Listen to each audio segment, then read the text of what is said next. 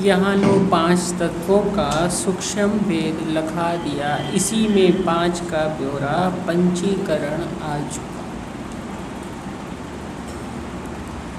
मायानंद जी कह रहे हैं कि अब तक मैंने यहाँ लोग 5 तत्वों का, यहाँ तक मैंने जो तुम्हें बताया है वो क्या बताया है? 5 तत्वों का सूक्ष्म भेद लखाया है। सूक्ष्म भेद ये कब लखाया जाएगा? जब जैसा उन्होंने प्रयोग में करके देखने को कहा है तब ये सूक्ष्म भेद हो जाएगा। यदि सिर्फ हम सुनेंगे तो ये सूक्ष्म भेद नहीं होगा, ना ये लखा जाएगा, तब सिर्फ ये स्थूल बात रह जाएगी। हमें स्थूलता में पता चल जाएगी कि इसमें 5 तत्व हैं, सूक्ष्म भेद नहीं लगेगा। ये भेद का मतलब होता है रहस्य, राज। नहीं तो अब तक ये भेद क्यों है? आप कहोगे ये भेद क्यों है? हम तो जानते थे कि 5 तत्व होते हैं। हमने पृथ्वी देखी थी, टंकी में जल देखा था, रोज हवा बहती देखी थी, आकाश देखा था, अग्नि देखी थी, चूल्हे में भी देखी, माचिस में देखी। पर वो आपने जो देखी थी ना, पानी, जल, अग्नि अलग अलग, वो भेद नहीं था सूक्ष्म। वो तो मान्यता थी कि एक जगह पानी है, एक जगह पृथ्वी है, एक जगह जल है, अग्नि है, एक जगह वायु है, एक जगह आकाश है, अलग अलग देखा। यहाँ एक ही वस्तु में 5 भाव दिखाए हैं, इसलिए यहाँ लोग 5 तत्वों का सूक्ष्म भेद लगा दिया। यहाँ एक ही में 5 भाव दिखाए हैं, 5 वस्तुएं नहीं दिखाई। आप पहले 5 वस्तुएं देखते थे, पानी, अग्नि, वायु, आकाश, पृथ्वी, आप उसको जानते थे, भेद थोड़ी जानते थे। यहाँ तो भेद बताया गया है, सूक्ष्म भेद लखा दिया।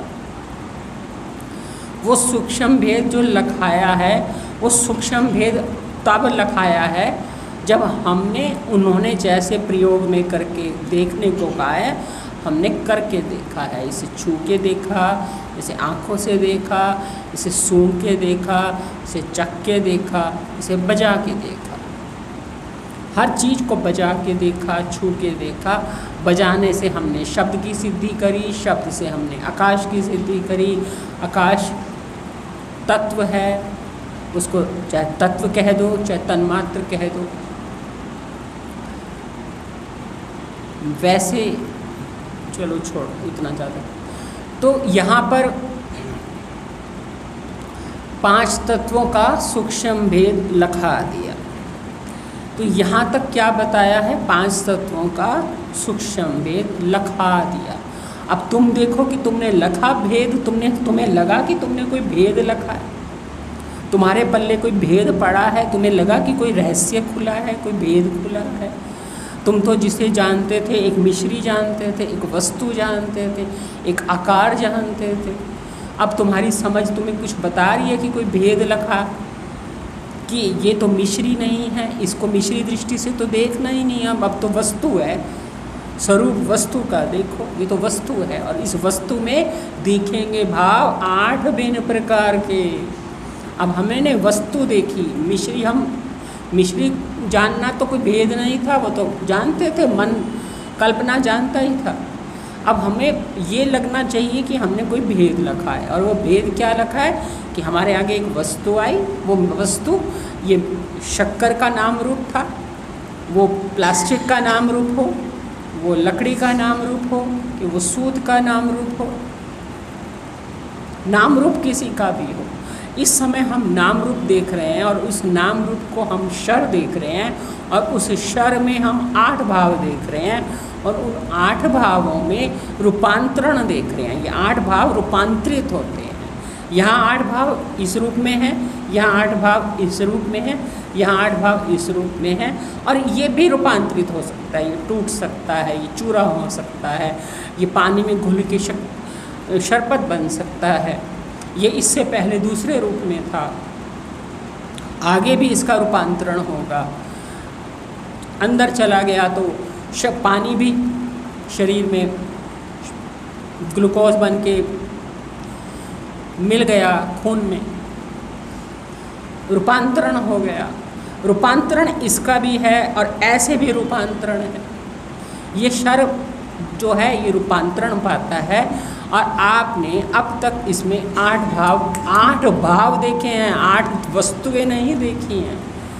वस्तुएं तो आप पहले देखते थे, पृथ्वी जल अग्नि वायु आकाश। यहाँ हम आपको पृथ्वी जल अग्नि वायु आकाश के रूप में 8 भाव दिखा रहे हैं। यहाँ लो 5 तत्वों का सूक्ष्म भेद लखा दिया। यहाँ तक हमने आपको 5 तत्वों का सूक्ष्म भेद लखाया है। तुमने इसको समझा है कि तुमने कोई सूक्ष्म भेद लखा है? क्योंकि तुमने यदि विज्ञान में प्रयोग करके जैसे बताया गया था प्रयोग में करके देखो, वैसे यदि तुमने प्रयोग में करके देखा होगा तो तुम्हें भी ऐसे लगा होगा कि हाँ कोई सूक्ष्म भेद लखा है। ये सूक्ष्म भेद 5 रूपों में अभी देखा है, इसलिए यहाँ लो 5 तत्वों का सूक्ष्म भेद लखा दिया। इसी में 5 का ब्यौरा, इसी में मान के चलिए कि 5 का ब्यौरा आ गया। 5 का ब्यौरा क्या है? सत्वगुण ग्रहण करता है, रजोगुण ग्रहण करवाता है, तमोगुण ग्रहण होता है। फिर 5 का ब्यौरा क्या है? एक 5 का ब्यौरा है कि 3 रूपों में दिखता है। एक 5 का ब्यौरा है पंचीकरण। पंचीकरण भी इसी में आ चुका है। इसी में पंचीकरण कैसे आ गया? पंचीकरण तो आप जानते ही हो, विचार चंद्रोदय में आपने पढ़ा था। और पंचीकरण तो आपको हमेशा ही याद रहना चाहिए, क्योंकि पढ़ा है विचार चंद्रोदय में कि कैसे पंचीकरण होता है। हर महाभूत अपना आधा भाग अपने पास रखता है, बाकी आधे के 4 भाग होते हैं। इस तरह से 1/8 भाग वो दूसरे भूत को देता है। बाकी आधे के 4 हुए तो 1/8 भाग हो गया। हर भूत को वो 1/8 भाग दूसरे को देता है। और इस तरह से 5 परस्पर अपने 1/8 भाग दूसरे को देते हैं। और जब दूसरे से 1/8 भाग वो लेता है, उसका आधा जो उसने दिया था वो पूरा हो जाता है। और इस तरह से 50% उसका अपना होता है और 1/8 भाग यानी 12.5%, मतलब 50% का चौथाई यानी 12.5%। 12.5% वो दूसरे का लेता है। तो 12.5% वो दूसरे का लेकर के इस तरह से, जैसे आकाश ने अपना 50% 12.5 करके बाकी चारों को दिया, जल ने 12.5 दूसरे को दिया, ऐसे अग्नि ने दिया, ऐसे आकाश ने दिया और ऐसे ही पृथ्वी ने दिया। तो पृथ्वी के पास 50% अपना है, बाकी 12.5% आकाश का, जल का, अग्नि का और वायु का है। वायु के पास भी ऐसे ही है। और इस तरह से हमारा स्थूल शरीर बना है पंचीकरण से। तो जो स्थूल शरीर बना है, हड्डी, मांस, रुधिर, इनमें पंचीकरण से बना है। इसमें कोई प्योर पृथ्वी जल अग्नि वायु आकाश नहीं है। इसमें हर चीज़ पंचीकरण से आई है। तो हड्डी, मांस, मज्जा, रुधिर और फिर इसी तरह से त्वचा और शरीर के बाकी अंग जो भी बने हैं ये पंचीकरण से बने हैं। तो हम जिसे अग्नि तत्व की आँख कह रहे हैं, ये अग्नि तत्व के सतोगुण का कार्य है। और जो पैर है ये रजोगुण का कार्य है। और जो रूप है वो तमोगुण का कार्य है। लेकिन ये सतोगुण का कार्य है, इसका मतलब इसमें विशेष रूप से सत्वगुण है। तो गुण की दृष्टि से सत्वगुण है, बाकी है पंचीकरण। पंचीकरण का मतलब है आँख में अग्नि तत्व तो विशेष है, बाकी 12.5 वायु जल भी होंगे। नहीं तो खून कैसे पहुँचेगा, वायु कैसे पहुँचेगी, आकाश कैसे होगा। तो इसमें बाकी प्रतिशत भी दूसरों का भी है। इसी तरह से नाक में 50% पृथ्वी तत्व है, लेकिन 12.5 दूसरे का भी है। इसलिए पंचीकरण से ये एक एक अंग बना है। तो पंचीकरण आ चुका। रचना शब्द की यहाँ लो 5 तत्वों का सूक्ष्म भेद लखा दिया। इसी में 5 का ब्यौरा। अब ये जो 5 का ब्यौरा है, ब्यौरा मतलब हिसाब, विश्लेषण, हिसाब, जो हिसाब करके बताया है, विश्लेषण करके बताया है। ब्यौरा तुम्हें बताया है। 5 का ब्यौरा किस रूप में बताया है? तीन की त्रिपुटी के रूप में। इस त्रिपुटी को कई ये जो ग्रंथ हैं ये खास तौर से स्वामी जीवनानंद जी इसको इस रूप में भी लेते हैं कि जो विषय हैं ये शर हैं और जो ज्ञानेंद्रियां हैं ये अक्षर हैं और जो कारण वस्तु जो पांच भूत है ये इसका जो कारण है वो आकाश, ये इसका कारण पुरुषोत्तम है। तो शर अक्षर पुरुषोत्तम की त्रिपुटी वो हर जगह बनाते हैं। तो यहाँ पर शर क्या हुआ, बदलने वाला हुआ विषय, उसकी बनिस्बत आँख, आँख का मतलब सही आँख जिसमें सूर्य के प्रकाश में देखने की क्षमता है, वो अक्षर है। और वस्तु जो पुरुषोत्तम तत्व है, पांच तत्वों में से अग्नि जो है वो पुरुषोत्तम है। तो इस तरह से वो त्रिपुटी बनाते हैं। लेकिन हम ये ध्यान रखें कि यदि हमने इसको सूक्ष्म भेद लिखना है तो हमें जो ज्ञान कराया जा रहा है उसको हम कर्म में उतारेंगे, यानी प्रयोग में उतारेंगे, तब हमें इसका भेद समझ में आएगा। क्योंकि ज्ञान का और कर्म को अलग करना ही नहीं है। यहाँ पे ज्ञान जो दिया जाएगा और ज्ञान जो होगा उसके बीच में कर्म आएगा, प्रयोग करने की रीति आएगी, प्रयोग करने का काम आएगा। इसलिए ज्ञान कर्म पृथक माने, अज्ञानी पंडित नहीं। यथार्थ एक करने से दोनों की फल प्राप्ति है। तो यथार्थ ज्ञान करना है तो प्रयोग में करके देखो, ज्ञान कर्म इकट्ठा होगा। और यदि प्रयोग में करके देखोगे तो ज्ञान होगा। इसलिए ज्ञान और कर्म इकट्ठा लेना है। इसका जो फल होगा वो हमें सारा शर दृश्य समझ में आ जाएगा, पंचीकरण समझ में आ जाएगा, और ये समझ में आ जाएगा कि पांच तत्वों का सूक्ष्म भेद क्या है। और हम संपूर्ण शर दृश्य को परमात्मा का सगुण साकार स्वरूप समझेंगे। और जब परमात्मा का सगुण साकार स्वरूप समझेंगे तो हमें ये समझ में आएगा कि ये अष्टधा प्रकृति जो परमात्मा का सगुण साकार स्वरूप है, जिसको आगे विराट या तत्पद दृश्य कहेंगे, तो हम इसके साथ प्रेम करेंगे, इसकी भक्ति करेंगे, इसको साथ जुड़ेंगे। तो ज्ञान और कर्म में जब उतर जाता है ज्ञान, तो इसका परिणाम होता है भक्ति। तो इसलिए इस ज्ञान को, जो शाब्दिक ज्ञान है, ये स्थूल है, लेकिन जब हम इसे प्रयोग में उतारेंगे और करके देखेंगे तब ये सूक्ष्म भेद होगा। सूक्ष्म भेद को ही ज्ञान और कर्म का समन्वय कहेंगे। तो ज्ञान और कर्म के समन्वय से जो प्राप्त होगा परिणाम में, वो प्राप्त होगी भक्ति, यानी जुड़ जाएंगे हम, एकत्व महसूस करेंगे, पिंड सहित ब्रह्मांड का एकत्व महसूस करेंगे। इस एकत्व महसूस करने से इससे हमें अनन्यता प्राप्त होगी, भक्ति प्राप्त होगी, जुड़ाव महसूस होगा, पिंड ब्रह्मांड की एकता महसूस होगी। इसलिए तब तक ये स्थूल ही रहेगी जब तक सिर्फ कानों में शब्द गए हैं, प्रयोग में नहीं किया। प्रयोग में करा तो ये सूक्ष्म भेद है। इसी में पांच का ब्यौरा पंचीकरण आ चुका। पंचीकरण मतलब, अब पंचीकरण नक्शे से समझाना वगैरह मुझे कोई खास बना नहीं मेरी, क्योंकि मुझे उस तरह अब ज़्यादा जिज्ञासु हैं नहीं, उस तरह के जो जवान हों, याद कर सकते हो, इसलिए व्यर्थ मेहनत क्या करूं। इसी में पांच का ब्यौरा पंचीकरण आ चुका। तो इसमें पांच का ब्यौरा है, पांचों का हिसाब किताब है। हिसाब किताब यही है पांच का। पर ये जरूर हमेशा याद रखिएगा जब भी सर्वांग योग का अभ्यास करो कि ये पांच भाव हैं, पांच वस्तुएं नहीं हैं। आकाश, पृथ्वी, जल, अग्नि, वायु, ये पांच भूत हमें पांच भावों के रूप में यहाँ मिल रहे हैं।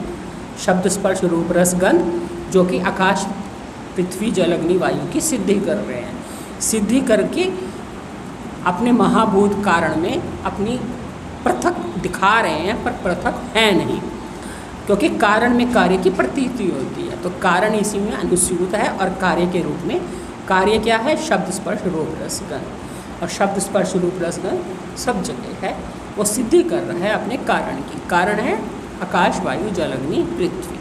लेकिन फिर कहूँगी आकाश, वायु, जल, अग्नि, पृथ्वी, इस वस्तु, इसको वस्तु रूप में देखने से, मिश्री देखने से, मिश्री तो देखना ही नहीं है, डब्बी तो देखना ही नहीं है, मैं तो देखना ही नहीं है, पिंड देखना है, हर चीज़ को पिंड देखना है। जिसे पंजाबी में आप हर चीज़ को पिंडा कहते हो ना, कि देह को पिंडा कहते हो, ऐसे वास्तव में पिंड है ये। पिंड का मतलब एक अलग इकाई, इकाई को पिंड कहते हैं। इसको गणित में भी, विज्ञान में भी इकाई को पिंड कहते हैं, और यहाँ भी पिंड कहते हैं। पिंड का मतलब एक इकाई। तो हर इकाई इसी तरह से पंचीकरण दिखा रही है और पांचों का ब्यौरा दे रही है, और ये सिद्ध कर रही है कि सब जगह शब्द स्पर्श रूप रस गंध के रूप में 5 तत्व हैं।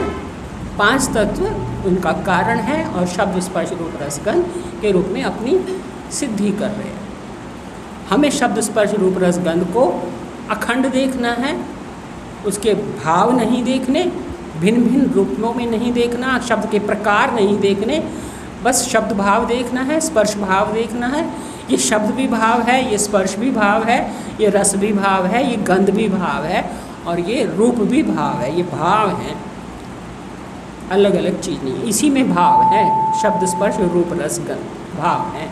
हमने जिसको प्रकट करना चाहा वो प्रकट हो गया, जिसको हमने प्रकट नहीं करा वो अप्रगट है, पर रहता है। प्रकट हुआ जब हमने बजा के देखा, छू के देखा, सूंघ के देखा, चख के देखा, आँखों से देखा, तब ये प्रकट। प्रकट वही वस्तु होती है जो भाव होते हैं, भाव ही प्रकट किए जाते हैं। इसलिए भाव से भाव, इधर भी हमने आँख को लगाई, मैंने आँख लगाई तो मुझे यहाँ रूप दिखा, मैंने यहाँ कान लगाया तो मुझे शब्द देखा, मैंने यहाँ त्वचा लगाई, मैंने यहाँ त्वचा लगाई तो स्पर्श देखा, मैंने यहाँ रसना लगाई तो रस देखा, मैंने यहाँ गंध नासिका लगाई तो गंध देखा, मैंने लगाई। अब मैं यहाँ पर जो हूँ वही यहाँ पर मैं अक्षर भाव के रूप में हूँ। मैं की मैं से जुड़ाव है और आँख के रूप से जुड़ाव है, कान का शब्द से जुड़ाव है, स्थूल का स्थूल से जुड़ाव है, आँख रूप तक जाती है, कान शब्द तक जाते हैं, त्वचा स्पर्श तक जाती है, रसना रस तक जाती है, नासिका गंध तक जाती है। मैं नहीं जाती, मैं नहीं जाती। मैं किसके साथ जाएगी? मैं की जिसके साथ एकता है, शरीर की शरीर के साथ एकता है, मैं की आत्मा के साथ एकता है। इसलिए इसमें मैं जो अस्थि सिद्ध होगी वही यहाँ भी वही अस्थि सिद्ध होगी। तीनों प्रकार से एक ही सिद्ध होगा। शर की शर से एकता होगी, अक्षर की अक्षर से एकता होगी, पुरुषोत्तम में दोनों जाके लय हो जाएंगे। वहाँ एकता नहीं होती, वहाँ दोनों जाके लय हो जाते हैं, वो अकेला ही रह जाता है, एक अस्थि। तो अस्थि की सिद्धि होगी। अस्थि की सिद्धि के लिए ही ये सब बताया जा रहा है। यहाँ पर हमें ये ध्यान रखना है कि हम पंचीकरण के माध्यम से 5 का ब्यौरा समझ गए, 5 तत्वों का सूक्ष्म भेद समझ गए, और अब मायानंद जी कह रहे हैं कि रचना शब्द की सारी 5 को बतला रही। हमने जितने भी अब तक शब्दों की रचना करी है इस अध्याय में, जो भी शब्द रचे हैं, आँखों से देखो, कान से सुनो, बजा के सुनो, छू के देखो, ये जितने भी हमने रचना की है शब्दों की, ये किस लिए करी है? 5 को बतला रही। जो भी हमने रचना करी शब्दों की, यहाँ पर 5 को बतलाने के लिए करी है। अब तक इसके ज़्यादा नहीं करी। अब तक जो भी हमने करी है रचना शब्द की सारी, बड़ी सतर्कता से लिखा गया ग्रंथ, इसमें छेड़छाड़ नहीं करी जा सकती। और इसीलिए मायानंद जी ने बाद में ये भी बता दिया कि मैंने 8, 80, 1800 अक्षरों में रचा है इसे। अक्षर भी बता दिए मैंने इसमें कितने लिखे हैं कि 8, 80, 1800, क्योंकि कोई अक्षर भी बढ़ा ना सके, घटा भी ना सके, क्योंकि असल में ये वेद रूप ग्रंथ है। ये सर्वांग योग दिखने में छोटी सी पुस्तक है, पर वेद रूप है। वेद रूप इसलिए है क्योंकि इसमें एक भी अक्षर फालतू नहीं है और एक भी अक्षर कम नहीं किया जा सकता, ना एक अक्षर बढ़ाया जा सकता है, ना एक अक्षर घटाया जा सकता है। क्योंकि जैसे 5 से 4 भूत नहीं हो सकते, ना 6 हो सकते, क्योंकि हैं ही 5, छठा है नहीं, और 4 भी कोई नहीं कह सकता कि हैं, क्योंकि ज्ञानेंद्रियाँ 5 हैं, कर्मेंद्रियाँ 5 हैं, भूत भी 5 हैं, विषय भी 5 हैं। तो इसीलिए 5 ही रहेंगे, और कोई छठा बना नहीं सकता और जो कोई 4 इसको कह नहीं सकता। तो उन्होंने एक एक चीज़ को बड़ी सावधानी से लिखा है। इसलिए अब तक उन्होंने बता दिया कि मैंने अब तक इस अध्याय में जो बताया है वो क्या बताया है? रचना शब्द की सारी 5 को बतला रही। ये जो मैंने इतने शब्दों की रचना करी है वो किस लिए करी है? 5 को बतला रही। मेरी रचना शब्द की जो भी है ये सारी क्या कर रही है? 5 को बतला रही है। 5 को मतलब पृथ्वी, जल, अग्नि, वायु, आकाश, इनको बता रही है। तो तुम क्या देखो? हर जगह पृथ्वी, जल, अग्नि, वायु, आकाश देखो। जहाँ देखो पृथ्वी, जल, अग्नि, वायु, आकाश देखो। तुम वस्तु मत देखो, पिंड मत देखो, हर पिंड को देखो पर उसमें पृथ्वी जल अग्नि वायु आकाश देखो। पिंड को एक इकाई देखो पर इकाई को ब्रह्मांड के साथ अनन्यता देखो, क्योंकि एक इकाई ब्रह्मांड से अलग नहीं है, अखंड भरा है, जो कुछ उसमें है वही सब जगह है। इसलिए अखंड जो चीज़ है, रूप अखंड, शब्द अखंड, स्पर्श अखंड, रस अखंड, गंध अखंड, पांचों अखंड भरे हैं। और अखंड जो चीज़ भरी है वो पांच ही हैं, तो अखंड पांच भरे हुए हैं। इस तरह से मैंने रचना शब्द की सारी पांचों को बतला रही। गुण है इनके आगे, वे तीनों सूक्ष्म रूप हैं। पांच जो दिखाए गए हैं वो तुम आँखों से देख सकते हो, छू के देख सकते हो, बताने में स्थूल हैं, समझने में थोड़ा सूक्ष्म भेद है। चूँकि छू के देख सकते हैं, आँखों से देख सकते हैं, बजा के देख सकते हैं, सूंघ के देख सकते हैं, जीभ से लगा के देख सकते हैं, इसलिए इसमें हमें इंद्रियों की सहयोग की आवश्यकता है, उपाधि की आवश्यकता है, स्थूल देह की आवश्यकता है। ये भी स्थूल हैं, सब कुछ जो दिख रहा है ये स्थूल है। गुण ऐसे नहीं है, गुण ऐसे नहीं है कि हम बता दें कि इसमें क्या गुण है, इसमें क्या गुण है, नहीं बता सकते। ये हम पांच भूत देख सकते हैं, आकार देख सकते हैं, इसमें क्या गुण है ये आप आँख नहीं आपको बताएगी इसमें क्या गुण है। अभी आपके मन में एकदम प्रश्न आया होगा कि अरे गुण हमें पता नहीं है, हम देख के बता सकते हैं। कटोरी हाथ में आई तो किस लिए आई, कटोरी में आपने तो मिश्री रखी थी, रखने के काम आती है, हम बता सकते हैं। आप क्या बात ये आँख से बता रहे हो, इसका ये गुण आप आँख से देख रहे हो। असल में क्या है, हम स्थूल शरीर को इतना गहरे से पकड़े हुए होते हैं कि हमें ऐसे लगता है हर चीज़ हम स्थूल शरीर से ही करते हैं। इसलिए जब कई बार मैंने महसूस किया है कि जब बहनें होली बोलती थी, दिवाली बोलती थी, तो एक चीज़ बड़ी मेरे ध्यान में गई है कि मन की बात को भी ऐसे बताना जैसे शरीर की बात हो, महसूस करने को भी शरीर का समझना। आप मन को और शरीर को एक समझने की गलती मत किया करो। यदि मन और शरीर को एक गलत समझने की गलती करोगे तो फिर कभी स्वयं को देह ही नहीं समझ पाओगे, जीव ही नहीं समझ पाओगे, देह ही मानोगे। जब मन ही नहीं अलग दिखेगा तो जीव कैसे अलग दिखेगा, देह ही कैसे अलग दिखेगा, कर्ता भोक्ता कैसे भीतर दिखाई देगा। मन ही नहीं दिखेगा भीतर, कर्ता भोक्ता नहीं दिखेगा, जीव नहीं दिखेगा, अभिमानी नहीं दिखेगा, वासना वाला लिंग शरीर नहीं दिखेगा, कुछ भी नहीं दिखेगा, भीतर दिखेगा ही कुछ नहीं। जो कुछ दिखेगा ये बस स्थूल देह दिखेगा। इसलिए अभी जैसे मैंने आपसे कहा कि इसका गुण क्या है, आप आँखों से नहीं बता सकते, आँखों से बता सकते पर आपको लगेगा ऐसे ही कि मैंने आपको डिब्बी दिखाई और आप देखते ही कह दोगे कि अरे ये तो चीज़ रखने के काम आती है।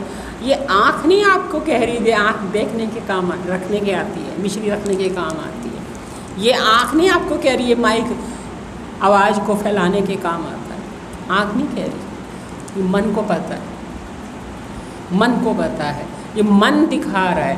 मन सूक्ष्म है, वो आँख नहीं है, वो कान नहीं है, वो त्वचा नहीं है, वो रसना नहीं है, वो जीभ नहीं है। वो एक अलग ऊर्जा है जो सूक्ष्म है, उसको पहले अलग देखने की आदत नहीं है तो डाल, क्योंकि यहाँ जो उन्होंने भेद खोला है कि गुण है इसके आगे, गुण है इसके आगे, वे तीनों सूक्ष्म रूप हैं। यहाँ लोग पांच तत्वों का सूक्ष्म भेद लगा दिया, इसी में पांच का ब्यौरा पंचीकरण आ चुका। रचना शब्द की सारी पांचों को बतला रही। इसमें पांच मैंने हाथ से, नाक से, जीभ से, त्वचा से, कान से और आँख से देखे हैं। इसके बाद गुण कैसे देखूं? आँख से पूछूं इसमें क्या गुण है, कान से पूछूं नहीं बताएगा, त्वचा से पूछूं नहीं बताएगी, रसना से पूछूं नहीं बताएगी। वो वही बताएगी जो जहाँ तक उनकी सीमा है। रसना रस के अलावा कुछ नहीं बता सकते। रसना रस के बाद रस में क्या गुण है वो मन लगाओगे तो पता चलेगा। आँख रूप के अलावा कुछ नहीं बताएगी, अब मन लगाओगे तो ये कहेगी कटाफटा। आँख तो सीधा सिर्फ फोटो लेती है, कैमरा है। अब फोटो भीतर गई, आपने मन लगाया तो कहा ये कटा फटा है। कटा फटा भी सिर्फ आँख सिर्फ कटा फटे की फ़ोटो ले रही है, ऐसे कान भी सिर्फ भीतर फ़ोटो ही लेते हैं, आभास ही लेते हैं, सीधा नहीं लेता। त्वचा भी इसका तंत्रिका तंत्र काम कर रहा है ठीक, तो ये बताती है स्पर्श है। यदि इसका तंत्रिका तंत्र बिगड़ जाए तो खाली त्वचा में थोड़ी ना बताना है कि छूना है। अब उन्होंने कहा इसे छू के देखो, तो छू के देखो, हाथ लगा देखो। हाथ लगाने का मतलब है वो वाला हाथ जिसका तंत्रिका तंत्र सही काम कर रहा हो, नर्वस सिस्टम काम कर रहा हो। यदि नर्वस सिस्टम काम ही नहीं कर रहा तो जिसको अधरंग हो जाए वो छू के बता देगा। आँखों में रोशनी नहीं है तो देख के बता देंगे, कानों में सुनने की क्षमता नहीं है तो बजा के सुना बता देंगे, नाक में सूंघने की शक्ति नहीं है, बिगड़ रही है नाक तो बता देंगे, जीभ में स्वाद लेने की वजह से स्वाद ही नहीं आता बता देंगे। स्वस्थ अंगों की बात हो रही है, जो अपने जिनके साथ उनके देवता विराजमान है। कोई भी कर्म अपने देवता के बगैर नहीं होता, इसलिए देवता यानी यहाँ पर 5 भूत अपने इसके देवता हैं। ये भगवत गीता में हम पढ़ चुके हैं कि कोई भी कर्म करना हो तो उसका देवता भी साथ चाहिए। तो देवता का मतलब है जो अंगों को सही सलामत रखता है वो उसका देवता है। गुण है इसके आगे, हम बात कर रहे थे फिर से वहीं आ जाए। रचना शब्द की सारी 5 को बतला रही। गुण है इसके आगे, वे तीनों सूक्ष्म रूप हैं, 5 ज्ञान इंद्रियों से वे दिखने के नहीं कभी, जानेगा मन ये तीनों और उनके स्वधर्म। ये हमेशा याद रखनी है बात कि मन एक ऐसा पुर्जा है जो गुण बताता है। आप किसी व्यक्ति से मिले, आपने उसकी शक्ल देखी, आपने कहा शक्ल बड़ी अच्छी है, पर्सनैलिटी बड़ी अच्छी है। गुण कैसे हैं कि गुण तो तब पता चलेंगे जब बढ़ते हैं। मनुष्य से बरतो तो पता चलता है गुण कैसे हैं, वस्तु से बरतो तो पता चलता है गुण कैसे हैं। इसको भी बरतेंगे तो इसके गुण पता चलेंगे। आप कहोगे बरत चुके हैं, अब अनुभव तो बता रहा है ना, अनुभव कहाँ है? मन में। इसलिए जो भी वस्तु हम देखने चले हैं वो 5 के बाद हमें गुण देखने हैं। गुण देखना इतना महत्वपूर्ण काम है। गुण है इसके आगे, वे तीनों सूक्ष्म रूप है, इसलिए तीनों को देखना है। 5 के 25 हुए पंचीकरण से, 5 के 25 होंगे तभी तो ये शरीर के अंग बनेंगे। अब खाली 5 तत्वों से तो बन नहीं सकते। पंचीकरण हुआ, पंचीकरण यानी 25 हुए। 3 गुण भी आगे कई रूपों में है, 3 के 9 होंगे, 9 के 27 होंगे। तो ये जो 3 गुण हैं जो सूक्ष्म हैं, ये बताने का काम सिर्फ मन करता है। गुण है इसके आगे, वे तीनों सूक्ष्म रूप हैं, 5 ज्ञान इंद्रियों से वे दिखने के नहीं कभी। वो ज्ञान इंद्रियां कभी भी नहीं दिखाएंगी गुण कैसा है। सतोगुणी है, रजोगुणी है, तमोगुणी है, अच्छा लग रहा है, ठीक ठीक लग रहा है, बुरा लग रहा है, मन बताएगा। सत्वगुण है, रजोगुण है, तमोगुण है। आपका मूड कैसा है, आँख नहीं बताएगी, कान नहीं बताएगी, त्वचा नहीं बताएगी, रसना नहीं बताएगी, मन से बताओ। मूड मन बताएगा, मन खुश है, मन नाराज है। तो ये मन एक अलग पुर्जा है, उसका इंद्रियों से कोई लेना देना नहीं है। इंद्रियों के साथ लग जाता है तो रूप दिखा देता है, कान के साथ लग जाता है तो शब्द दिखा देता है, वो साथ लग जाता है, लेकिन वैसे वो अलग है। इसलिए 5 ज्ञान इंद्रियों से 3 गुण नहीं दिखते। जानेगा मन वे तीनों और उनके स्वधर्म को। 3 गुणों के स्वधर्म को भी कौन बताएगा? मन बताएगा। मन, हर गुण का कोई धर्म है। जैसे अग्नि का गुण जलाना है, पानी का गुण बहना है, आकाश का गुण अवकाश देना है, ऐसे पृथ्वी का गुण धारण करना है, जड़ता है, और क्या रह गया? वायु का गहन गुण है प्रसारित होना। प्रसारित हो जाना, ये इनका गुण है, हर चीज़ का गुण है। तो वो गुण भी 5 भूतों में रहते हैं, तो 5 भूतों के पीछे 3 गुण रहते हैं। जब हम लय चिंतन पढ़ते हैं तो 5 भूतों का लय 3 गुणों में होता है, और 5 भूत तो स्थूल हैं और 3 गुण उसके पीछे काम करते हैं, और 3 गुणों के पीछे प्रकृति है, प्रकृति के पीछे परमात्मा है, अक्षर है, अक्षर के पीछे परमात्मा है।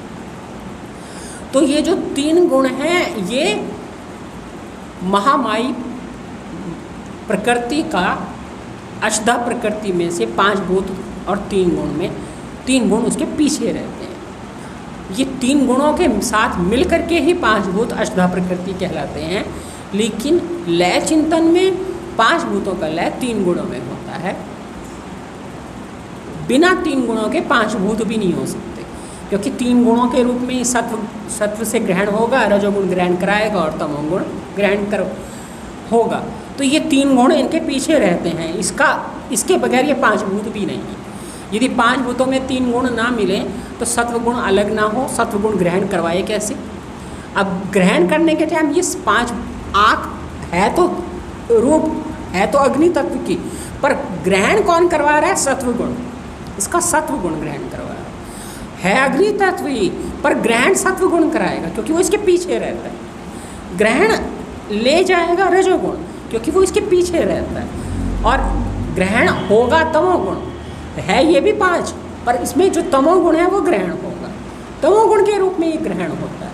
तो तमोगुण ग्रहण होता है, रजोगुण ग्रहण करवाता है, सत्वगुण ग्रहण करता है, हर जगह सत्वगुण। इसलिए सत्वगुण ग्रहण करने का मतलब ही यही है कि ये आँख तो क्रियात्मक है, रजोगुणी है, इसके पीछे जो मशीन है वो मशीन जो कि सूक्ष्म है, इसलिए वो सत्वगुण की बनी है। जो चीज़ सत्वगुण की बनी होती है वो सूक्ष्म होती है, वो वैज्ञानिक तरीके से बनी होती है, वो ज्ञान से बनी होती है। ज्ञान से बनी होने के कारण, मशीनरी होने के कारण वो सत्वगुण की है। इसलिए ज्ञानेंद्रियाँ पंचभूतों के सत्वगुण से बनी है, क्योंकि वो मशीन है, और मशीन तो हमेशा सूक्ष्म चीज़ होती है, बारीक चीज़ होती है, विज्ञान से बनी होती है, इसलिए वो सत्वगुण होती है। और जो बल से चलता है वो रजोगुण है, चूँकि पैर बल से चलते हैं, रजोगुण है, प्राण शक्ति है उसमें, तो शक्ति जिनको चाहिए होती है वो रजोगुण है। और जो ग्रहण होगा वो तो तमोगुण है, जड़ है, पड़ा है, हम तो उसे बस ग्रहण कर रहे हैं, इसलिए वो तमोगुण है। तो 5 भूतों के पीछे जब तक 3 गुण नहीं होंगे तो ये सृष्टि का काम होगा नहीं। हैं 5 भूत ही, पर 3 गुणों के रूप में इन्होंने अपने आप को फैलाया हुआ है। इसलिए बिना 3 गुणों के 5 भूत अपनी सिद्धि नहीं कर सकते। 3 गुण अकेले भी रहते हैं, 5 भूतों के साथ भी रहते हैं। इसके पीछे जो 3 गुण दिखाएंगे, ये तो मैंने आपको अपनी तरफ से बताया है, मायानंद जी जो बताएंगे 3 गुण वो बताएंगे सतरजतम, और वो पहले ही कह रहे हैं कि 5 ज्ञानेंद्रियों से वे दिखने के नहीं, कभी जानेगा मन वेती। ये ध्यान रखना कि जब हम तुम्हें 3 गुण दिखाएंगे तो मन से देखना, अब मन लगाना, अब इंद्रियां मत लगाना, अब मन लगाना, क्योंकि अब इंद्रियों का काम नहीं है, अब मन का काम है। जब 3 गुण समझने लगोगे तो इंद्रियों को सहयोग मत लेना, सिर्फ मन का लेना, और जब सिर्फ मन का सहयोग लगाओगे तब तुम्हें समझ में आएगा कि 3 गुण कैसे काम करते हैं। लेकिन ये वैसे एक आम बात मैंने आपको बताई सतरजतम की, तो ज्ञानेंद्रियाँ सत्वगुण वाली हैं, रजोगुण वाले कर्मेंद्रियाँ होती हैं, कर्म हमेशा रज से होते हैं, ज्ञान सत्व से होता है, और तम ग्रहण होता है, तम में जड़ता होती है इसलिए वो ग्रहण होता है। तो हमेशा सत्व से ज्ञान होता है, रज से क्रिया होती है, तो इसलिए ज्ञानेंद्रियाँ ग्रहण करती हैं, क्योंकि कोई भी आप पदार्थ खाते हो तो उसका सत्व जो है, सतोगुणी भाग ज्ञानेंद्रियों को जाता है, रजोगुणी भाग कर्मेंद्रियों को जाता है, तमोगुणी भाग बाहर निकल जाता है। तो सतोगुणी भाग हमेशा ज्ञानेंद्रियाँ ले लेंगी, क्योंकि उन्हें उसका सार पदार्थ चाहिए। सूक्ष्म है, मशीन है तो इनको सार पदार्थ चाहिए। तो आप कोई भी चीज़, जितनी सतोगुणी चीज़ खाओगे तो इनको ताकत आएगी, रजोगुणी चीज़ खाओगे तो इनको ताकत आएगी, और तमोगुणी चीज़ खाओगे तो वो वेस्ट चली जाएगी। इसलिए मज़दूर लोग रजोगुणी खाली रोटी से भी बल मिल जाता है उनको, उन्हें बादाम खाने की ज़रूरत नहीं है, उनको नहीं ज़रूरत ये सब खाने की, क्योंकि उन्होंने दिमाग का काम नहीं करना, इसलिए वो सतोगुणी भोजन नहीं इतना करते। हम लोग ना करें सतोगुणी भोजन तो हमारे आँखें भी कमज़ोर हो जाएं और हमारा दिमाग भी धीरे धीरे फेल हो जाए। तो इसलिए सत्वगुणी भोजन मस्तिष्क को चाहिए, ज्ञानेंद्रियों को चाहिए, इनकी ताकत बनी रहती है, क्योंकि मशीन है और मशीन को हमेशा सूक्ष्म पदार्थ चाहिए, सतोगुण चाहिए, सत्व से बनी है, सतोगुणी आहार चाहिए, और सत्व से ज्ञान होता है, ये तो आपको पता ही है। तो ज्ञान जहाँ भी होगा सत्व से होगा। सत्व का मतलब है ताकत, सत्व, बल, वो सत्व जो सूक्ष्म है, विज्ञान, ज्ञान, ज्ञान से ही ज्ञानेंद्रियाँ बनी है, जो भी ज्ञानेंद्रियाँ बनी इनके पीछे ज्ञान काम कर रहा है, सूक्ष्म मशीनरी काम कर रही है। ज्ञानेंद्रियों के पीछे सूक्ष्म मशीनरी जितनी होती है उतनी कर्मेंद्रियों के पीछे तो नहीं होती ना, इसलिए इनके डॉक्टर अलग होते हैं, आँख के, नाक के, कान के, त्वचा के, हाथ पैर के तो नहीं होते ना, वो तो बाकी पूरी बॉडी है, इनके अपने अलग डॉक्टर होते हैं, क्योंकि ये सूक्ष्म मशीनरी हैं। तो आप इतनी बातें तो आप खुद भी सोच सकते हो, मैंने तो याद आती जा रही है तो बताती जा रही हूँ। ध्यान ये रखना है कि 5 ज्ञानेंद्रियों से वे देखने के नहीं कभी, जानेगा मन वे तीनों और उनके सधर्म को। अब इस अध्याय का नाम क्या है? यहाँ शरभाव स्थित पंचीकरण अनुभव योग नामक अध्याय 4 संपूर्ण हुआ। ये शरभाव को बताने के लिए, शरभाव में जो स्थित है पंचीकरण अनुभव, उसका अनुभव कराने के लिए योग कराया गया है। तो शरभाव स्थित पंचीकरण अनुभव योग नामक अध्याय 4 संपूर्ण।